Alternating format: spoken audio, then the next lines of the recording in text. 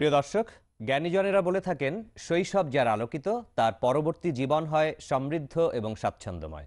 তাহলে কেমন হওয়া চাই শৈশব? হ্যাঁ, অন্য সব বিষয় যাই হোক না কেন, সুস্বাস্থ্যময় শৈশবের কোনো বিকল্প নেই। কেননা সুস্থ শিশুই কেবল মেধায়, শিক্ষায়, জ্ঞান অর্জনে সঠিকভাবে মনোনিবেশ করতে সক্ষম। তাই শৈশবে শিশুর শরীর শতভাগ সুস্থতার সঙ্গে সঙ্গে চোখ বা দৃষ্টিশক্তি পুরোপুরি সবল বা সুস্থ থাকা বিশেষভাবে জরুরি। প্রিয় দর্শক, আপনাদের স্বাগত জানাচ্ছি সুস্থ সতেজ দৃষ্টিশক্তি, চোখের সমস্যা এবং তার চিকিৎসা নিয়ে আরটিভির নিয়মিত আয়োজন ঢাকা আই কেয়ার হসপিটাল সুস্থ চোখ স্বচ্ছ দৃষ্টি অনুষ্ঠানের পক্ষ থেকে।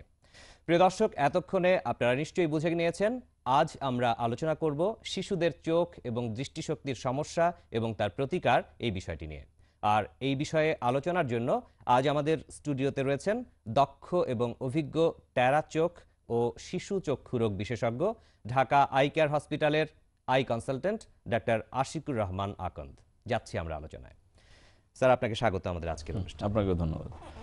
আমরা শিশুদের চোখের সমস্যা এবং প্রতিকার ইত্যাদি বিষয়গুলো নিয়ে আলোচনা করব। প্রথমে যে বিষয়টি আপনার কাছে জানব, বাবা মারা বা অভিভাবকরা শিশুদের কোন কোন চোখের সমস্যা নিয়ে প্রতিনিয়ত আপনাদের কাছে আসছেন? ধন্যবাদ আপনাকে। সাধারণত বাচ্চাদের বা শিশুদের যেসব সমস্যা নিয়ে অভিভাবকরা আমাদের কাছে আসেন তাদের মধ্যে অন্যতম হচ্ছে চোখের পাওয়ারজনিত সমস্যা। জি।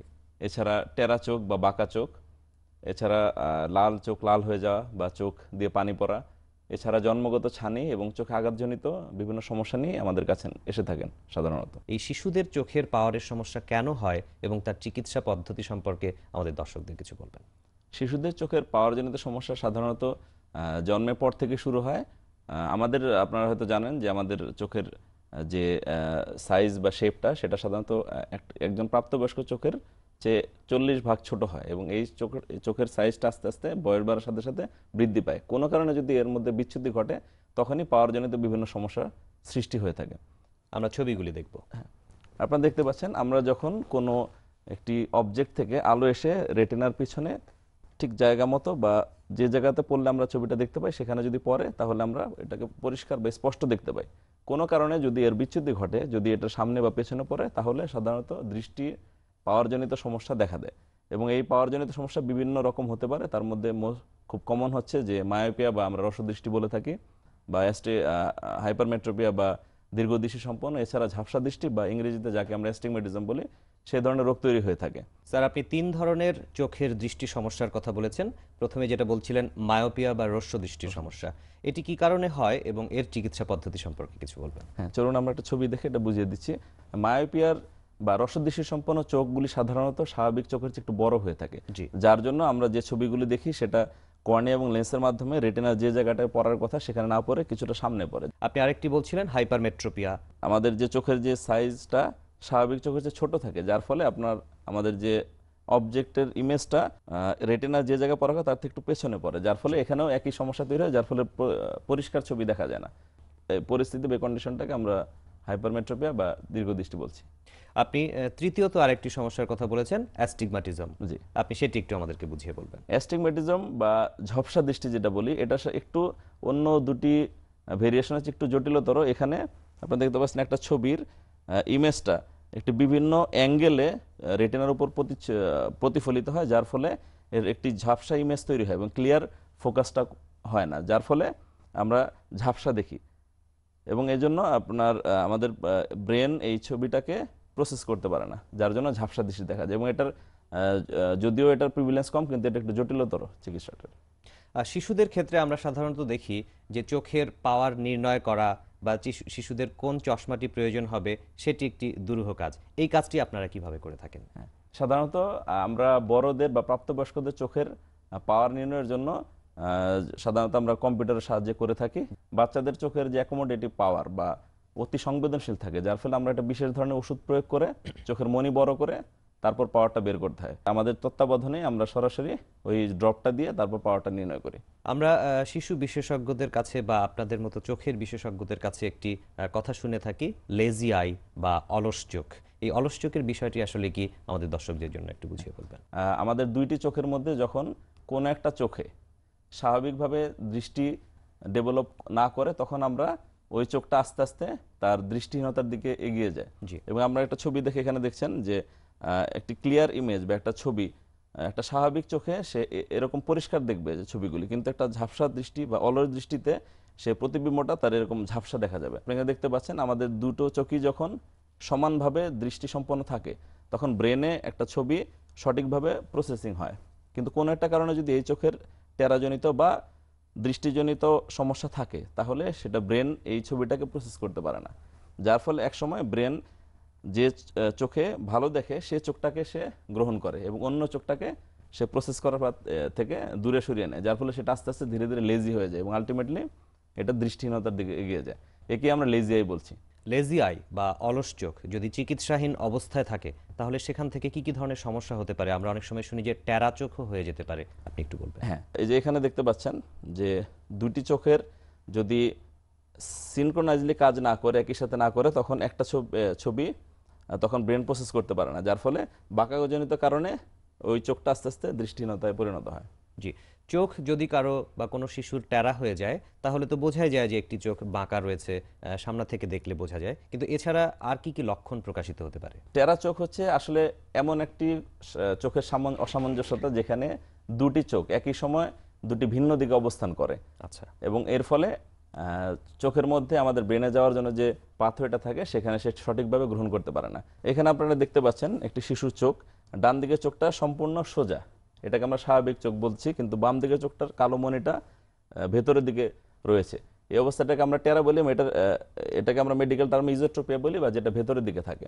সাধারণত অনেক সময় এটা বাইরের দিকেও হতে পারে, যেমন আপনি দেখতে পাচ্ছেন ডান দিকের চোখটা বাইরের দিকে বের হওয়া বা বাইরের দিকে ঘোরানো, এটাকে আমরা এক্সোট্রপিয়া বা বলি যে বাইরে, এটা টেম্পোরালি বাইরের দিকে চোখটা থাকে, কিন্তু বাম চোখ দেখছেন আপনি সোজা। এটা একটা টেরার একটা বিশেষ কন্ডিশন। আরেকটা ছবি আমরা দেখছি পরবর্তীতে, এখানে বাম চোখটা অনেক সময় বাইরের দিকে এবং উপরের দিকেও থাকতে পারে। জি। এটাও এক বিশেষ ধরনের টেরা বা বাঁকা চোখ বলি আমরা। আসলে এগুলি বিভিন্ন ধরনের ভেরিয়েশন হতে পারে, কিন্তু সবগুলি এই টেরা চোখের মধ্যে অন্তর্ভুক্ত।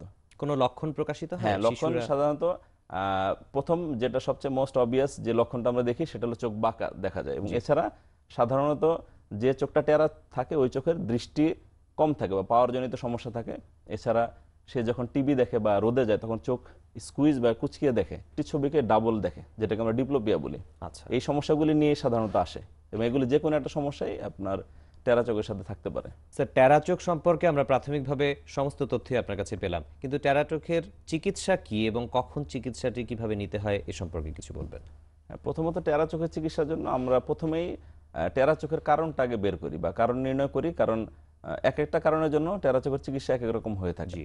সাধারণত বেশিরভাগ ক্ষেত্রেই টেরা চোখ হয় সাধারণত জন্মগত বা ফ্যামিলিয়াল কোনো কারণে, অথবা মাংসপেশির দুর্বলতার জন্য, বা অনেক সময় স্নায়ুতন্ত্রের দুর্বলতা, যেটা করি আমরা চোখের পাওয়ারটা নির্ণয় করি। জি। সাধারণত কিছু কিছু টেরা চোখের চিকিৎসায় আমরা দেখা যায় যে এই ধরনের টেরা চোখকে আমরা অ্যাকোমোডেটিভ ইজোট্রপিয়া বলি, বা যেটা রিফ্রাক্টিভ ইজোট্রপিয়া বলি, যেটা পাওয়ার জনিত কারণে টেরা হয়ে থাকে। এসব ক্ষেত্রে আমরা যথোপযুক্ত পাওয়ার নির্ণয় করে তার যতটুকু প্রয়োজন সেই চশমা দিলে ওই টেরা চোখগুলো ঠিক হয়ে যায় বা এটা স্ট্রেট হয়ে যায়। জি। তো এটা আমি একটা ছবি আছে এখানে আপনি দেখতে পাচ্ছেন, এখানে এই শিশুটার টেরা চোখটা আপনি ডান দিকে দেখতে পাচ্ছেন। এই ধরনের টেরা চোখটা সাধারণত রিফ্রাক্টিভ বা পাওয়ার জনিত কারণে হয়ে থাকে। তো এই সমস্ত পাওয়ার জনিত কারণে যেটা হয় সেটা আমরা নির্দিষ্ট উপায়ে পাওয়ারটা বের করে যদি আমরা চশমা প্রেসক্রাইব করি, এখানে আপনি ডান দিকের ছবিটা দেখতে পাচ্ছেন, চোখটা একদম সোজা হয়ে গেছে। চশমা এটা ব্যবহারের চশমার ফলে? সাহায্যে। হ্যাঁ, সাধারণত 100 ভাগের মধ্যে প্রায় 10 থেকে 15 ভাগ বাঁকা চোখ বা টেরা চোখ এই পাওয়ার জনিত কারণে হয়ে থাকে। এক্ষেত্রে আমাদের একমাত্র চিকিৎসাই হলো যত দ্রুত সম্ভব পাওয়ার নির্ণয় করে চশমা প্রেসক্রাইব করতে হবে, এবং এটা আমরা 6 মাস অন্তর এই পাওয়ারটা চেক করে রাখি, এবং যার ফলে বাচ্চার চোখ সম্পূর্ণ সোজা থাকবে। এবং এই টেরা চোখের এই ধরনের ভেরিয়েশনের ক্ষেত্রে আমরা চশমাই দিয়ে থাকি। এখানে আপনি দেখতে পাচ্ছেন একটা চোখ, বাচ্চাটা ডান দিকের চোখটা টেরা, এবং এটা আমি 2015 সালে অপারেশন করেছি। এই বাচ্চাটার ডান দিকের টেরা ছিল, এবং অপারেশন পরবর্তীতে আপনি দেখতে পাচ্ছেন চোখ দুটো একদম স্ট্রেট হয়ে গেছে। জি। এটা ইমিডিয়েট অপারেশন, এবং আমরা আমাদের ঢাকা কেয়ারেও আমরা যে পদ্ধতিতে অপারেশন করি একদম state of the art technology, বা যেটা কসমেসিসটা সম্পূর্ণ থাকে, মেনটেন করা হয়, প্লাস আমরা অত্যাধুনিক যন্ত্রপাতি দিয়ে অপারেশনগুলি করি। এবং আরও একটা জিনিস, আমরা টেরা চোখটা তার মনোজাগতিক বা সাইকোলজিক্যাল একটা ইম্প্যাক্ট পড়ে, এবং সোশ্যাল স্টিগমা এই বাচ্চাটার। এবং আরেকটা চোখ দেখেন, এখানে অপারেশনের পূর্ববর্তী এবং পরবর্তী আপনার আউটকামটা দেখছেন ইমিডিয়েট, এবং বাঁকা চোখ সোজা হয়ে যাচ্ছে। শুধুমাত্র সার্জারির মাধ্যমে। আসলে টেরা চোখের সার্জারি করার আমাদের প্রধানতম দুইটা উদ্দেশ্য থাকে। প্রথম উদ্দেশ্যটা হলো যে তার দৃষ্টিটাকে সঠিকভাবে মেনটেন করা, কারণ আমাদের চোখ যদি সোজা না থাকে তাহলে দুইটা চোখে ইমেজ ঠিকমতো প্রতিফলিত হয় না, যার ফলে প্রসেসিংটা ঠিকমতো হয় না। আর দুই নাম্বার হলো যে এটা একটা অ্যালাইনমেন্টটা ঠিক না থাকলে এটা দেখতেও একটা সাইকো সোশ্যাল একটা এম্বারাসমেন্ট বা সোশ্যাল স্টিগমা হয় আর কি, সেটা একটা, কিন্তু এটা সেকেন্ড কজ। আমাদের কাছে প্রধান হলো দৃষ্টিটা ঠিক রাখা। দৃষ্টিটা ঠিক রাখা। জি। যদি সময় মতো অপারেশন না করা হয় বা টেরা চোখের চিকিৎসা না করা হয়, কি ধরনের ক্ষতি হতে পারে? হ্যাঁ, যদি সময় মতো না করা হয় তাহলে প্রধান যে সমস্যাটা হয় আমরা আগে আলোচনা করেছি, যেটা লেজি আই বা জি। অলস চোখ হওয়ার সম্ভাবনা থাকে। এবং আমাদের চোখে দুইটা চোখে একই সঙ্গে যখন আমরা সমান্তরাল ভাবে থাকে তখন এই চোখের যেমন 3 ডাইমেনশনাল ইমেজ বলি বা ডেপথ পারসেপশন, বা আমরা একটা জিনিসের যে ডিস্টেন্স এবং তার ডেপথটা বুঝতে পারি, সেটা দুই চোখ যদি সমান সোজা থাকে তাহলে আমরা বুঝতে পারবো। কিন্তু কোনো কারণে যদি চোখটা বাঁকা থাকে তাহলে আমরা এই পারসেপশন, যেমন আমরা 3 ডাইমেনশনাল ছবি দেখি বা ভিডিও দেখি, এক্ষেত্রে সে ওই পারসেপশনটা পাবে না। যার ফলে এটার জন্য পরবর্তীতে তার চাকুরি বলেন বা বিভিন্ন পেশা যেমন পাইলট বা যেমন সায়েন্টিস্ট যারা রিসার্চ করে তারা মাইক্রোস্কোপে ঠিক মতো ডেপথটা পাবে না। যার ফলে এটা একটা খুবই গুরুত্বপূর্ণ একটা ব্যাপার। এবং পরবর্তীতে আমরা যদি চিকিৎসা না করি তাহলে টেরা চোখটা বাঁকা থাকে, ওই চোখে আস্তে আস্তে পুরোপুরি দৃষ্টিহীন হয়ে যাবে। আমরা শিশুদের চোখের বেশ কিছু বিষয়গুলো নিয়ে কথা বলেছি এবং শিশুদের চোখের অন্যান্য আরও বেশ কিছু সমস্যা নিয়ে আমাদের কথা বলবো বাকি রয়েছে। আমরা সেগুলি আলোচনা করব ছোট্ট একটি বিরতি নেবার পর। প্রিয় দর্শক, শিশুদের চোখের সমস্যা এবং তার প্রতিকার বা চিকিৎসা নিয়ে আলাপ হচ্ছে ঢাকা আই কেয়ার হসপিটাল সুস্থ চোখ স্বচ্ছ দৃষ্টি অনুষ্ঠানে। ঢাকা আই কেয়ার হসপিটালের সুদক্ষ এবং অভিজ্ঞ eye consultant doctor Ashiqur Rahman Akand এর সঙ্গে আলোচনায় ফিরবার আগে এখন অল্প সময়ের জন্য বিরতি নিচ্ছি। ফিরে আসবো 2 মিনিটের মধ্যেই, সঙ্গেই থাকবেন।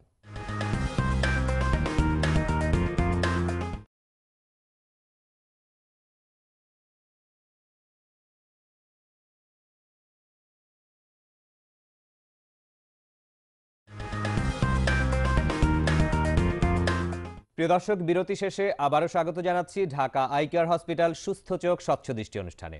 আজকের আলোচনার বিষয় শিশুদের চোখের সমস্যা এবং তার চিকিৎসা বা প্রতিকার। আর পরামর্শক হিসেবে সঙ্গে রয়েছেন ঢাকা আই কেয়ার হসপিটালের eye consultant doctor Ashiqur Rahman Akand. ফিরছি আমরা আলোচনায়। বিরতির পূর্বে আমরা চোখের পাওয়ারের সমস্যা, ট্যারা চোখ ইত্যাদি বিষয়গুলো নিয়ে কথা বলেছিলাম। আমি একটু জানতে চাইছি যে শিশুদের চোখে অনেক সময় আঘাত পেয়ে থাকে, এই আঘাত কি কি ধরনের হতে পারে এবং আঘাতের চিকিৎসার ধরন কি কি হতে পারে সেগুলি একটু আমাদের বলবেন। আপনাকে ধন্যবাদ একটি গুরুত্বপূর্ণ প্রশ্ন করার জন্য। আমাদের শিশুদের চোখের আঘাত অত্যন্ত মারাত্মক একটি ব্যাপার, যার জন্য আমাদের চোখের দীর্ঘস্থায়ী অন্ধত্ব পর্যন্ত হয়ে যেতে পারে।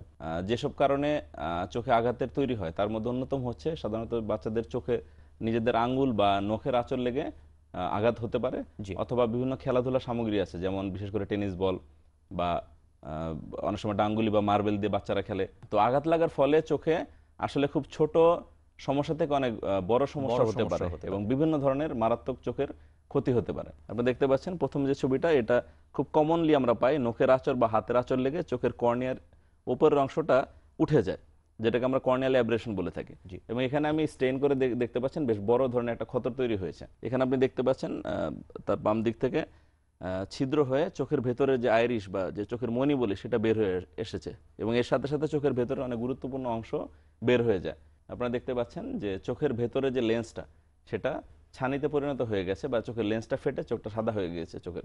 অনেক সময় তো শিশুরা আঘাতের কথা বলতে পারে না যে তার আঘাত লেগেছে। আঘাত লাগার পরবর্তী সময় কি কি ধরনের লক্ষণ দেখে অভিভাবকরা বুঝতে পারেন যে আঘাত লেগেছে পূর্বে? যে কোনো আঘাত লাগলে প্রথমে সাধারণত বাচ্চারা চোখ বন্ধ করে ফেলে এবং চোখটা বন্ধ থাকে। এছাড়াও ওই চোখে ব্যথার কথা সে বলতে পারে। এছাড়া চোখ দিয়ে পানি পড়ে, চোখ লাল হয়ে যায় এবং সাধারণত যে কোনো ধরনের চোখে যত ছোট ইনজুরি হোক তার ওই চোখের দৃষ্টি স্বাভাবিকের চেয়ে কমে যায়। তাছাড়া ওই চোখটা নরম হয়ে যেতে পারে অনেক সময়। আচ্ছা, এই সমস্যাগুলি দেখলেই অভিভাবকদের বোঝা উচিত যে তার চোখের মধ্যে কোনো একটা সমস্যা বা আঘাত লেগেছে। এক্ষেত্রে যত দ্রুত সম্ভব চক্ষু বিশেষজ্ঞের শরণাপন্ন হতে হবে। আঘাতের চিকিৎসা সম্পর্কে আমাদেরকে কিছু বলবেন এবং আঘাত থেকে প্রতিরোধের উপায় সম্পর্কে বিশেষ কিছু পরামর্শ আমাদের দর্শকদের দেবেন। চোখে যে কোনো আঘাতের যদি লক্ষণ প্রকাশ পায় তাহলে সাথে সাথে দেরি না করে চক্ষু বিশেষজ্ঞ শরণাপন্ন হতে হবে। এবং কিছু কিছু ক্ষেত্রে প্রাথমিক চিকিৎসা হিসেবে, যেমন যদি চোখের মধ্যে চুন বা কোনো অ্যাসিড বা অন্য কোনো কেমিক্যাল জাতীয় বস্তু পড়ে তাহলে সাথে সাথেই বাসায় আপনার পানি দিয়ে প্রচুর পরিমাণে ওয়াশ করে ফেলতে হবে যাতে চোখের মধ্যে কোনো কেমিক্যাল জাতীয় বস্তু না থাকে। এবং তার পরবর্তীতে যত তাড়াতাড়ি সম্ভব আমাদের চক্ষু বিশেষজ্ঞ শরণাপন্ন হতে হবে। আর আসলে যে কোনো জিনিসই প্রতিরোধী সর্বোত্তম। আমরা এটাকে এই জন্য আমাদের সবসময় বলি যে সাধারণত শার্প ইনস্ট্রুমেন্ট যেমন ছুরি, কাঁচি বা আলপিন বা স্টেপলার বা যে কোনো ধরনের ধারালো বস্তু বাচ্চাদের থেকে নিরাপদ দূরত্বে সরিয়ে রাখতে হবে। আরেকটি সমস্যার কথা শিশুদের ক্ষেত্রে আমরা শুনতে পাই যে চোখ দিয়ে পানি পড়া, এবং কিছু কিছু ক্ষেত্রে আপনারা বলে থাকেন জন্মগতভাবে নেত্রনালী বন্ধ থাকা। এই বিষয়গুলোর লক্ষণ এবং চিকিৎসা সম্পর্কে আমাদেরকে বলবেন। বাচ্চাদের খুব কমন একটি সমস্যা হচ্ছে চোখ দিয়ে পানি পড়া। জি। তো বাচ্চাদের চোখ দিয়ে পানি পড়ার যে প্রধান কয়েকটি কারণ, তার মধ্যে অন্যতম একটি হচ্ছে যে জন্মগত নেত্রনালী বন্ধ থাকা। এছাড়াও চোখে অ্যালার্জি জনিত কারণে বা চোখে আঘাত লাগলে পানি পড়ে। কিন্তু যেটা খুব কমন রোগ, যেটা আমরা বলি জন্মগত নেত্রনালী বন্ধ হওয়া, এটা সাধারণত প্রায় অনেক শিশুরই আমরা পাই। যেমন প্রতি 10-20% বাচ্চাদের ক্ষেত্রেই সাধারণত নেত্রনালী বন্ধ থাকে। জি। যেটা আমরা সাধারণত এটা চিকিৎসা করে থাকি, এটা বিশেষ পদ্ধতিতে আমরা একটা এক্সারসাইজ দিয়ে থাকি, এবং এক্সারসাইজটার মাধ্যমে সেই যে আমাদের চোখে পানিটা তৈরি হওয়ার পর যে পাথওয়ে দিয়ে যায়, সেই পাথওয়েটা তখন পরিষ্কার হয়ে যায়। এছাড়া কিছু কিছু ওষুধও লাগে, এবং কিছু ক্ষেত্রে এই মেসেজ এবং ওষুধ দিয়েও যখন আমরা এটা ঠিক না হয়, তখন 1 বছর বা 15 মাসের মধ্যে আমরা ওই নালীটাকে পরিষ্কার করি।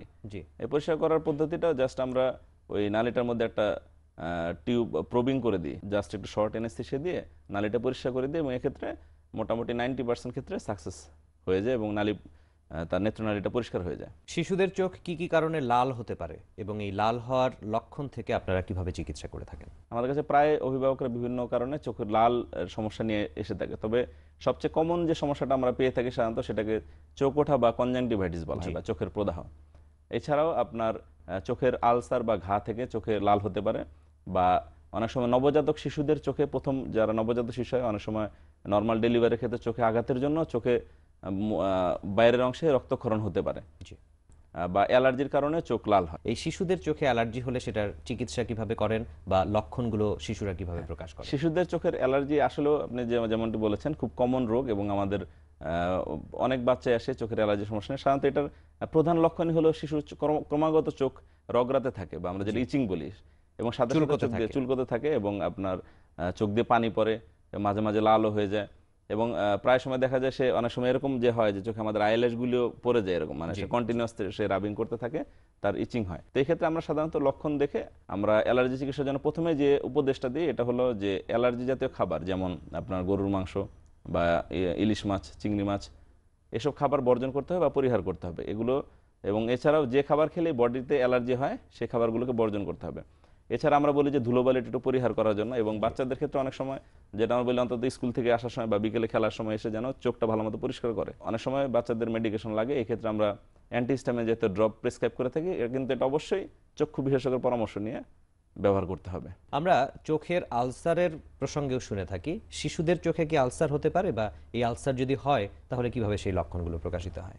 হ্যাঁ, শিশুদের আসলে আলসার যে কোনো বয়সের হতে পারে, পূর্ণবয়স্ক মানুষের তো হয়, এবং বাচ্চাদেরও চোখে আলসার হতে পারে। এবং চোখের আলসারটা হয় যে কোনো ধরনের চোখে যদি খুব মাইনর ইনজুরি বা আঘাত লাগে, যেমন অনেক সময় দেখা যায় ডাল বা কোনো গাছপালা বা পাতা পড়লো, বা চোখের মধ্যে কোনো কিছু যাওয়ার ফলে যদি কোনো কারণে অ্যাব্রেশন হয়, তখন ওই ক্ষেত্রে জীবাণু সংক্রমণ হয়ে চোখে আলসার হতে পারে। এবং চোখে আলসার হওয়ার লক্ষণগুলির সাথে সাথে বোঝা যায় আসলে, যেমন চোখ লাল হয়ে যায়, এবং চোখের যে কালো রাজাটায় সেই কালো রাজায় সাদা দাগ দেখা যায়, এবং বাচ্চা চোখে রোদের আলোর দিকে তাকাতে পারে না, আচ্ছা। এবং সে চোখ স্কুইজ করে থাকে, এবং চোখে সে ব্যথার কথা বলে, এবং চোখটা লাল হয়ে যায়। তো এই সমস্ত লক্ষণ দেখলেই সাথে সাথে আমাদের কাছে আসতে হবে, এবং কারণ এই সমস্ত লক্ষণগুলি সাধারণত কর্নিয়াল আলসার বা চোখের ঘায়ের ক্ষেত্রে হয়ে থাকে। স্যার, শিশুদের চোখের আলসারের লক্ষণ সম্পর্কে আপনি বলেছেন, এবারে যদি একটু আলসারের চিকিৎসা সম্পর্কে প্রাথমিক ধারণা দিতেন। বাচ্চাদের চোখের যদি আলসার হওয়ার লক্ষণ প্রকাশ পাওয়া মাত্রই সাথে সাথেই চক্ষু বিশেষজ্ঞের পরামর্শ নিতে হবে। এক্ষেত্রে সাধারণত আমাদের কয়েকটি জিনিস আমরা মেনটেন করি। যেটা প্রথম কথা হলো যে আমরা এটাকে যে জীবাণু দ্বারা সংক্রমণ হয়েছে, এই জীবাণুর জন্য যথোপযুক্ত অ্যান্টিবায়োটিক ড্রপস দিতে হবে, এবং খুব ফ্রিকোয়েন্টলি দিতে হয়। এছাড়াও চোখের ব্যথা কমানোর জন্য আরও কিছু ওষুধ আমরা দিয়ে থাকি, এবং অনেক সময় মুখে ওষুধ দেওয়ারও প্রয়োজন পড়ে। এছাড়াও আরও কয়েকটি সতর্কবাণী আমরা দিই তাদেরকে, যে চোখে পানি লাগানো যাবে না। এছাড়া কালো চশমা ব্যবহার করতে হবে, এবং ফলো আপ যেটা আমরা বলি, খুব ক্লোজ ফলো আপে থাকতে হয়, কারণ এটা দেখা যায় প্রায় সময় কমপ্লিকেশন হয়, যার জন্য আমরা প্রায় সময় ওষুধ পরিবর্তন করি, বা ওষুধের ডোজ বাড়িয়ে বা কমিয়ে বেশ কয়েক ধরনের ওষুধ লাগে। সুতরাং এটার সাথে সাথে চিকিৎসা করলে যথোপযুক্ত নিয়ম মেনে চললে এটা সম্পূর্ণই ভালো হয়ে যায়। আমাদের আজকের সংক্ষিপ্ত আলোচনায় শিশুদের যে নানাবিধ চোখের সমস্যা হতে পারে, একেবারে চোখে ছানি পড়া থেকে শুরু করে অন্যান্য সব কিছু সম্পর্কে আপনার কাছে আমরা আলোচনায় অনেক তথ্য পেয়েছি। ঢাকা আই কেয়ার হসপিটালে আপনারা নিয়মিত শিশুদের এবং বড়দের সবার ক্ষেত্রে চোখের বিভিন্ন সমস্যার চিকিৎসা করে আসছেন। আজকের মতো আমরা আলোচনা শেষ করছি, কারণ আমাদের সময় শেষ হয়ে গেছে। আপনাকে অনেক ধন্যবাদ আমাদের আজকের অনুষ্ঠানে যোগ আপনাকে দেওয়ার অনেক জন্য। ধন্যবাদ। প্রিয় দর্শক, যত্নে রত্ন মেলে, অবহেলায় যজ্ঞ। সেই যত্ন আর পরিচর্যার কাজটি আপনার শিশুটিকে করতে হবে খুব অল্প বয়স থেকেই।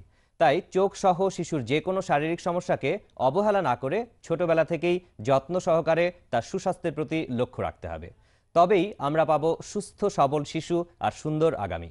সবার জন্য এই আহ্বান জানিয়ে আজ বিদায় নিচ্ছি। দেখা হবে আগামী অনুষ্ঠানে। আর যেতে যেতে পরামর্শ একটাই, আপনার চোখ সুস্থ রাখুন, দৃষ্টি স্বচ্ছ রাখুন। আল্লাহ হাফেজ।